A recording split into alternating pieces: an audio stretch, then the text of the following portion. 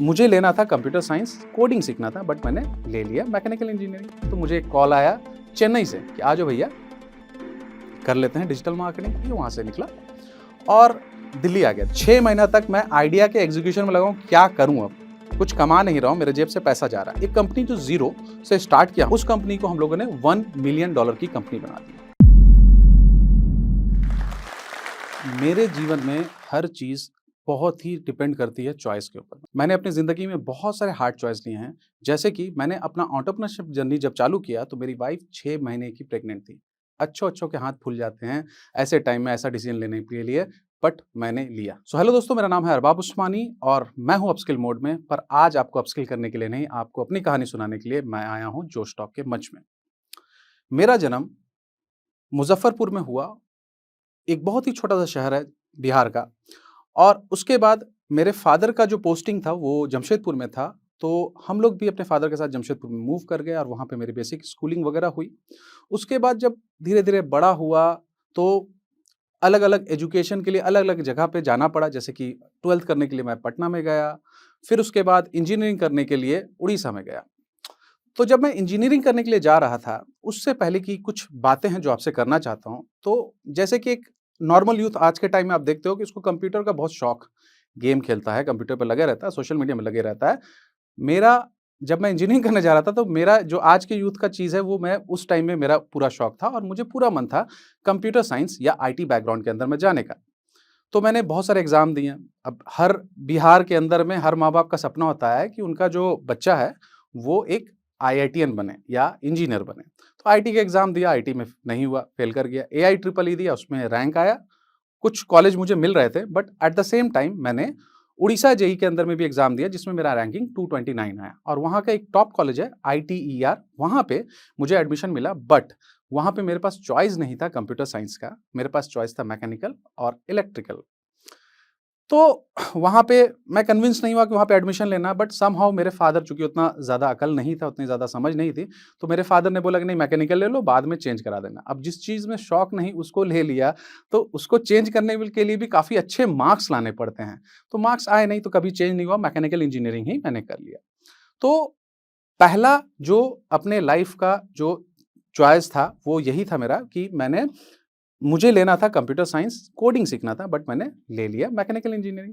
चलो वो दौर गुज़रा, एग्ज़ाम दिया, पास किया, वहाँ से निकले, प्लेसमेंट का दौर आया। तो जब तक प्लेसमेंट का आया, तब तक 4 साल गुज़रे वहाँ पे और मैं वहाँ पे मैंने सोचा कि नहीं, मेरे जीवन में मुझे अगर जॉब करना है, तो वो मैं अपने हिसाब से करूँगा और मैं आईटी बैकग्राउंड के अंदर में करूँगा। तो वहाँ पे मैंने जॉब नहीं किया, वहाँ से कोई भी जॉब की अपॉर्च्युनिटी आया, वहाँ पे मैंने कुछ भी वहाँ से नहीं लिया और वहाँ से मैं मूव कर गया बैंगलोर के अंदर। अब बैंगलोर में मैं कोडिंग सीख रहा था और कोडिंग सीखते-सीखते मतलब बड़ा मज़ा आ रहा था कोडिंग सीखने में, तो मुझे एक कॉल आया चेन्नई से कि आ जाओ भैया, कर लेते हैं डिजिटल मार्केटिंग। उस टाइम में एक प्रोफाइल था, सर्च इंजन ऑप्टिमाइज़ेशन। इसके अंदर में मेरे को एक ओपनिंग था एज़ अ ट्रेनी और उस कंपनी में मैं चला गया चेन्नई के अंदर में। नाउ चेन्नई के अंदर में जब गया, तो मेरी सैलरी थी ₹8,000। मैंने अपने जीवन में अगेन एक और बहुत हार्ड डिसीजन लिया, वो ये था कि जब भी मैं कमाना चालू करूँगा, मैं घर से पैसे नहीं लूँगा। अब चेन्नई जैसा शहर बहुत ही ज़्यादा महँगा शहर है, खासकर नॉर्थ इंडियंस के लिए। तो जब महीने का एंड आता था, जब महीना खत्म होने वाला होता था, तो महीने के एंड में मेरे ₹8,000 हो जाते थे खत्म। अब मेरे पास 2 चॉइस होता था, या तो मैं 15 किलोमीटर ट्रैवल करूँ या तो मैं कुछ खाऊँ। पर मैं घर से पैसे नहीं लूँगा, ये बात मेरा तय था। तो उस टाइम में मैं क्या करता था, 15 किलोमीटर, 10 किलोमीटर रोज़, 20 किलोमीटर रोज़ पैदल जाता था ऑफ़िस के। कभी लिफ्ट मिल गया, कभी पैदल चल गया ऑफ़िस के यहाँ पे जाके। और ऑफ़िस का जो में एक मेस था ऑफ़िस में, तो दिन में वहाँ खाना मिल जाता था सस्ते में। जब शाम में लौटता था, तो मेरे जेब में शायद लास्ट हफ़्ते में 200-300 रुपए पड़े होंगे। अब क्या किया जाए, एक बार खाना खाने जाओ तो 200-300 रुपए ऐसे ही खत्म हो जाए, हमको तो पूरा हफ़्ता चलाना है। तो मैं पार्ले जी का बिस्किट खरीदता था और उसको पानी में डुबो के खाता था। बट मैंने अपने जीवन में ये हार्डशिप क्यों लिया? मेरे कोई ज़रूरत नहीं थी हार्डशिप लेने की। मैं फ़ादर को बोलता, मेरे घर में पैसे आ जाते, मेरे भाई बहुत वेल सेटल्ड है, उनको बोलता पैसे आ जाते। बट मैंने ज़िंदगी में अपने हमेशा एक हार्डशिप का चॉइस लिया, हमेशा। तो ये मैंने सेकंड चॉइस लिया कि नहीं, अब वहाँ से पैसे नहीं लेने हैं। और ये जो चीज़ होता है ना, ये सुनने में बड़ा मोटिवेशनल लगता है, but at the same time जिस आदमी पे गुज़रती है ना, उस आदमी को ये चीज़ बहुत ही ज़्यादा मजबूत कर देता है, बहुत ही ज़्यादा मजबूत। यहीं से जो मजबूती मेरे अंदर में आई, जो रिस्क लेने का फैक्टर आया, वो जो हार्डशिप है ना, हार्डशिप मेरे लिए बहुत ही गोल्डन साबित हुआ। फिर उसके बाद में वहाँ से मैं मेरी 6 महीने की थी, 6 महीने के लगभग में मैंने की, वहाँ से निकला और दिल्ली आ गया। दिल्ली जॉब खोजने लगा। दिल्ली के अंदर में जब मैं जॉब खोज रहा था, तो बहुत सारी जगह पे दिया, नहीं हुआ। कहीं-कहीं पे एचआर बोल देते थे कि भैया we will let you know तो वो बोल देते थे। लेकिन मैं कोशिश करता रहा, 1 महीना बीत गए, कहीं नहीं हुआ जॉब। अ, शायद मुझे लगने लगा कि अपने स्किल पे थोड़ा-सा मुझे लगने लगा कि शायद मेरे पास स्किल की कमी है, शायद ये नहीं है। और चूँकि उस टाइम डिजिटल मार्केटिंग बूम हो रहा था, निकल रहा था, 2013-14 की बात है। तो उस टाइम में बेसिकली लोग उतना ज़्यादा रिक्वायरमेंट भी नहीं देखते थे। तो उतना ज़्यादा आज तो जैसे बढ़ा हुआ वैसा रिक्वायरमेंट नहीं रहता था। बट समहाउ मुझे अगेन एक कॉल आया, कलकत्ता से आया और बोला कि आ जाओ मेरे पास में। ये कंपनी थी 4C गेम, जो कि अब नहीं चल रही है, क्योंकि उसके बाद उन्होंने दूसरी चीज़ें चालू की कंपनी ने, सस्ता सुंदर। तो उस कंपनी में मेरा जॉब हुआ, वहाँ पे गए और वहाँ पे जाने के बाद में तो एक टीम मैंने बनाई। और उस टीम ने उस टाइम में, अगर मैं नंबर की बात करूँ, तो जब एक एजेंसी 1.5 साल से काम कर रही थी, तो उन्होंने 50,000 ओटीपी वेरिफाइड यूज़र्स, मैं 2013-14 की बात कर रहा हूँ, उस टाइम में इंटरनेट 10-15% से ज़्यादा नहीं था इंडिया के अंदर में।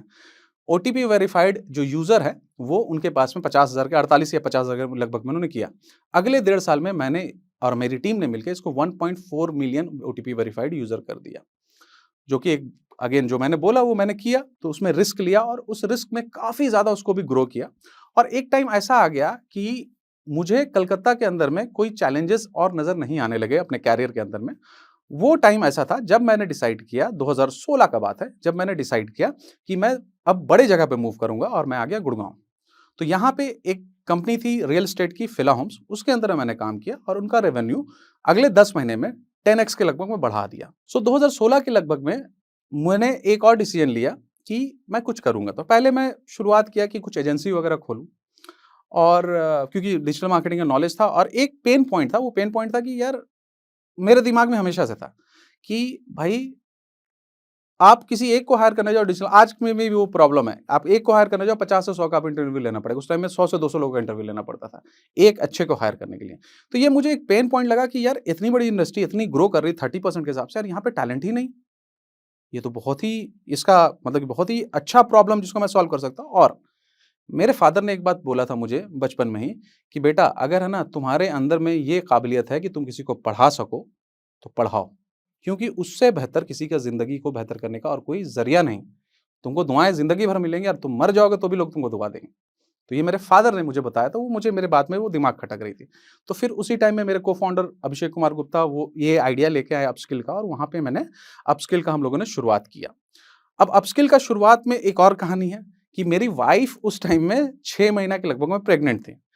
अब मैं जॉब छोड़ चुका हूँ, 6 महीना तक मैं आइडिया के एग्ज़ीक्यूशन में लगा हूँ, क्या करूँ अब? कुछ कमा नहीं रहा हूँ, मेरे जेब से पैसा जा रहा है।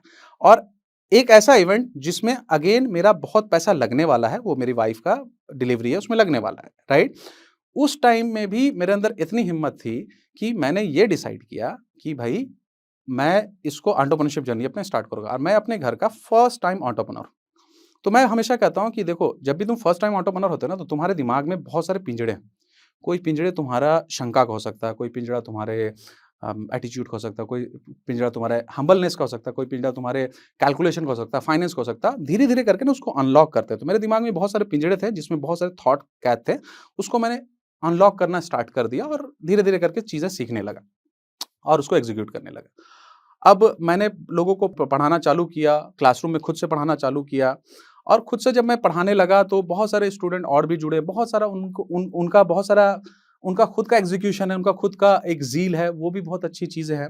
तो जब हम मार्केट में पहली दफ़ा आए तो हमने एक प्रॉब्लम देखा कि हाँ, ऐसा नहीं है कि हम पहले डिजिटल मार्केटिंग इंस्टीट्यूट है जो पढ़ा रहे हैं, ऐसा नहीं। हमसे पहले भी बहुत सारे लोग थे। तो हमने क्या किया, हमने कुछ पेन प्रॉब्लम को देखा और उस पेन प्रॉब्लम के हिसाब से हम लोग काम करना चालू किया। जैसे हमारा ये मानना है कि कोई भी स्टूडेंट अगर पढ़ लेता है किसी भी इंस्टीट्यूट से, तो उसको ज़रूरत जब आपके इंस्टीट्यूट से बाहर निकलता है तब ज़्यादा ज़रूरत पड़ती है। तो हम लोगों ने लाइफ टाइम कम्युनिटी सपोर्ट, इस तरह से हम लोगों ने बहुत सारी चीज़ें और भी स्टार्ट की जो कि अनकन्वेंशनल था और बहुत ही ज़्यादा उसमें सक्सेसफुल भी रहे। और धीरे-धीरे करके हम लोगों ने अपस्किल की शुरुआत की और पढ़ाना स्टार्ट किया। और धीरे-धीरे करके जब हम लोगों ने पढ़ाना स्टार्ट किया, बहुत सारे स्टूडेंट आए। धीरे-धीरे करके हम लोग जब आगे बढ़े, तो हम लोगों ने फंडिंग भी सिक्योर किया और हमारा वैल्यूएशन जो है अराउंड 1 मिलियन के लगभग में हुआ। यानी कि हम लोग एक कंपनी जो ज़ीरो से स्टार्ट किया हम लोगों ने, उस कंपनी को हम लोगों ने $1 मिलियन की कंपनी बना दिया। जब मैंने अपस्किल स्टार्ट की, तो फैमिली का जो पोज़ीशन था उसको लेके कि भैया जॉब कर लो, कहाँ बिज़नेस करोगे? बिहार में तो खैर बिज़नेस को उतना एप्रिशिएट नहीं किया जाता है, राइट? लेकिन ऐसा नहीं कि सारे फैमिली मेंबर ऐसे थे। डैडी बोले कि तुम जो कर रहे हो अच्छा कर रहे हो, तुम अपने हिसाब से करो। इनफैक्ट हम लोगों ने जब स्टार्ट किया तो हमारे पास में टीम में हम लोग 3 लोग थे, जिसमें एक मैं था, एक और थे सौरभ दास और एक मेरे को-फाउंडर, 3 लोग से हम लोगों ने स्टार्ट किया। क्योंकि ये पढ़ाने का जो मॉडल है वो एसेट लाइट मॉडल है, इसमें बहुत ज़्यादा इन्वेस्टमेंट की ज़रूरत नहीं है प्रोडक्ट की तरह।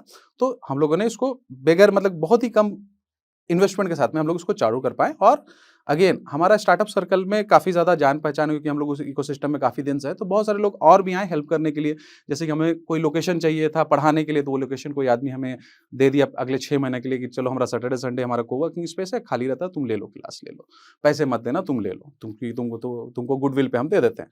तो वहाँ से हम लोगों ने स्टार्ट किया उस चीज़ को और धीरे-धीरे करके अच्छा एक बहुत अच्छी बात है कि टीम कैसे बिल्ड की, अगर हम लोग इसकी बात करेंगे, तो आज भी अपस्किल के अंदर में जितने भी एम्प्लॉयी हैं सारे हमारे स्टूडेंट हैं। यानी कि हमारे स्टूडेंट को जब हम पढ़ाते हैं, जब वहाँ पे पढ़ाने जाते हैं और जो जैसे कि कोई आदमी ऑलरेडी सेल्स बैकग्राउंड से है और वो डिजिटल मार्केटिंग पढ़ रहा है कि डिजिटल सेल्स में जाएगा, तो वो बंदा हम लोग के पास में अप्रोच कर लेता है, बोलता है कि सर हमको ना आपके साथ में काम करने का है। तो हमारी टीम में जितने भी लोग हैं, हमारे चीफ ऑपरेटिंग ऑफिसर जो वो भी मेरे स्टूडेंट हैं, सेल्स वाले भी हमारे स्टूडेंट हैं। इनफैक्ट जो मेरा वीडियो शूट करता है, उसका पैशन था कि वो डिजिटल मार्केटिंग सीख के अपना जो पैशन है वीडियो शूटिंग का उसको बढ़ाना चाहता है। उसने भी मेरे को जॉइन करके वीडियो एडिटिंग भी वो वही वही करते हैं, राइट? तो जब टीम हमने बिल्ड की तो बहुत सारे लोग जब पढ़ाने लगे तो उनको बहुत ज़्यादा पॉजिटिव वाइब मिलता है। इनफैक्ट हमारा जब क्लास खत्म होता है तो हमारे स्टूडेंट बोलते हैं कि भाई अगले हफ्ते से हम क्या करेंगे हमको पता नहीं है। तो उसके लिए हम लोगों ने एक चालू कर दिया सक्षम एंटरप्रेन्योर, हर हफ्ते में 1 क्लास आप पास करो चाहे को जो भी करो, हर महीने में 1 क्लास आपको ज़रूर हम लोग पढ़ाएँगे। तो तो हम लोगों ने धीरे-धीरे करके टीम बिल्ड करनी चालू की, धीरे-धीरे करके सेल्स के लोग आए, ऑपरेशंस के लोग आए, स्टूडेंट को दैट स्टूडेंट ऑफिसर्स आए जो स्टूडेंट का हाल-ख़्याल लेते हैं कि पढ़ाई अच्छी हो रही है कि नहीं, आप टास्क कर रहे हो कि नहीं कर रहे हो। और हम लोगों ने सपोर्ट सिस्टम बिल्ड किया। सपोर्ट सिस्टम इंडिया के अंदर में हम लोग शायद पहले इस लेवल का सपोर्ट सिस्टम बिल्ड करने वाले आदमी हैं। बाद में बहुत सारे लोगों ने कॉपी भी किया। तो हम लोग पहला सपोर्ट सिस्टम हम लोगों ने मेंटर सिस्टम, दूसरा सपोर्ट सिस्टम हम लोगों ने चालू किया प्रैक्टिशनर सपोर्ट सिस्टम, और तीसरा हम लोगों ने लाइफ टाइम कम्युनिटी सपोर्ट, यानी कि आप पास कर जाओगे तो भी आपको हमारी ही कम्युनिटी हेल्प करेगी। जब हम लोगों ने चालू किया तो बहुत सारे लोग बोलते हैं कि नहीं इन्वेस्टमेंट की जरूरत पड़ती है, तो हम लोगों ने जीरो से स्टार्ट किया। इनफैक्ट एक इसके बारे में बहुत फेमस कहानी स्टूडेंट्स के बीच में कि हमें जब वेबसाइट बनानी थी तो उस टाइम में एक कॉलेज वालों ने हमें इन्वाइट किया 3 घंटे का सेशन लेने के लिए ब्लॉगिंग के लिए, और उसके लिए 3,000 रुपये दिया, और उस 3,000 रुपये का हम लोगों ने थीम और होस्टिंग खरीद के अपनी वेबसाइट खड़ी की थी। यानी कि एकदम ज़ीरो के लगभग में हम लोगों ने अपना पूरा का पूरा स्टार्टअप स्टार्ट किया था। टीम अभी के टाइम में अगर टीम की बात करेंगे तो हमारे पास में बहुत सारे मेंटर, हम लोग बेसिकली अपने जितने भी मेंटर हैं तो हम लोग नहीं चाहते कि वो फुल टाइम मेंटर रहें। उसका रीज़न है क्योंकि ये इतनी डायनामिक इंडस्ट्री है ना कि इसके अंदर में फुल टाइम मेंटर होने का मतलब कि आप प्रैक्टिस छोड़ चुके हैं और आप आउटडेटेड हो चुके हैं। तो हम लोग हमेशा जो भी मेंटर्स रखते हैं, जो पढ़ाते हैं, वो हमेशा प्रैक्टिशनर, उनका अपना बिजनेस भी चलता है, वो अपना जॉब भी करते हैं, देन आके वो पढ़ाते हैं। अभी के टाइम में अगर बात करोगे तो हमारे पास में 10 से 15 जो है जो मेंटर है जो पढ़ाते हैं, अलग-अलग सब्जेक्ट पढ़ाते हैं, और हम लोग और भी इंडस्ट्री के लोगों को साथ में अपने साथ में जोड़ते जा रहे हैं, तो कि अलग-अलग चीज़ें वो पढ़ाते जाएँ। और इसके अलावा हमारी जो टीम है वो 10 लोगों की टीम है, जो बैकएंड की टीम है, जो बैकएंड में सारे काम करते हैं, चाहे स्टूडेंट का दैट कोई भी दिक्कत हो, कोई भी प्रॉब्लम हो, बहुत ही अलग लेवल तक हम लोग जाके उनके प्रॉब्लम को सॉल्व करते हैं। तो ये हमारी टीम है। और अभी के टाइम में हमारा जो वैल्यूएशन है, जैसे कि हमारी जब फंडिंग हुई तो उस टाइम में वैल्यूएशन कराया था मैं, तो अराउंड 1 मिलियन की वैल्यूएशन, $1 मिलियन की वैल्यूएशन है, यानी कि मिलियन डॉलर कंपनी हम इसको बोल सकते हैं। और हम अब आगे उम्मीद कर रहे हैं कि ये $10 मिलियन की कंपनी बन जाए, और वहाँ पे हम लोग जाके और भी लोगों को रीच आउट करें, और भी लोगों को हेल्प कर पाएँ, और भी अच्छे तरीके से अपने नेशन को आगे बढ़ा पाएँ। तो हमारा बेसिकली एम यही था कि भैया देखो, देश में सब देश में खराबी होता है, या तो आप बैठ के बुराई कर सकते हो अपने देश की, या आप ये बोल सकते हो कि भाई उठ के हम उसको करेक्ट करेंगे। हम लोगों ने हमेशा सेकंड ऑप्शन चूज़ किया क्योंकि वो हार्ड ऑप्शन है। अगेन मेरे लाइफ में ऑप्शन हमेशा हार्ड रहे हैं, तो मैंने हार्ड ऑप्शन लिया। मैं एक सिंपल मैकेनिकल इंजीनियर था, ठीक है? और आज के टाइम में मैं आपको बताता हूँ, आज मैं IIM काशीपुर में एज़ अ मेंटर 2 साल से मैं वहाँ पे लोगों को हेल्प कर रहा हूँ, वहाँ के एंटरप्रेन्योर्स को हेल्प कर रहा हूँ। जो लड़का कभी MBA कॉलेज में कदम नहीं रखा, जिसने मार्केटिंग की पढ़ाई नहीं की, जिसको टेक्निकल उतनी पढ़ाई नहीं पता है, वो लड़का डिजिटल मार्केटिंग में ये सारी चीज़ें कर रहा है। तो इसका मतलब आप लोग अगर मेहनत करो तो आप लोग भी कर सकते हो। हार्ड वर्क, डेडिकेशन, माइंडसेट चाहिए होता है। तो हमारे अंदर में चीज़ें हैं, हमें एक डायरेक्शन की ज़रूरत है और हमें डरना खत्म करना है। लाइफ में ना हमें लगता है चीज़ की डर से नहीं करते हैं, ये चीज़ हो जाएगा, वो चीज़ हो जाएगी, यार होने दो चीज़ों को, रास्ते में जाने दो, आएँगे। तुम ऐसे भी रहोगे तो तुम्हारे जैसे कि एक सबसे बड़ा डर है कि सबसे बड़ा रोग क्या कहेंगे 4 लोग, तो आप कुछ करोगे तो भी 4 लोग कहेंगे, कुछ नहीं करोगे तो भी बोलेंगे निकम्मा बैठा है। तो उससे अच्छा कुछ करके सुन लो बात। तो सिंपल सी बात है, वो माहौल हमें धीरे-धीरे क्रिएट करना है, इकोसिस्टम का बेस तो बन चुका है बिहार के अंदर में, बट उस बेस के ऊपर में एक बिल्डिंग खड़ी करनी है, वो हम लोग करेंगे, हम लोग सब कोई मिलके करेंगे। तो अब एंड में मैं जोश टॉक मुज़फ्फरपुर से आपको ये पैगाम देना चाहता हूँ कि कुछ नया करके दिखा दूँ कि दुनिया में काम बहुत है। ज़मीं से लेके फ़लक तक जाना है कि मुकाम बहुत है। मुकम्मल इंसान वो जो दुनिया बदल दें, काम कर के मरने वाले इंसान बहुत। अगर आप मुजफ्फरपुर से जुड़ी ऐसी ही कहानियाँ सुनना चाहते हैं तो जोश टॉक मुजफ्फरपुर को सब्सक्राइब करें और लाइक करें।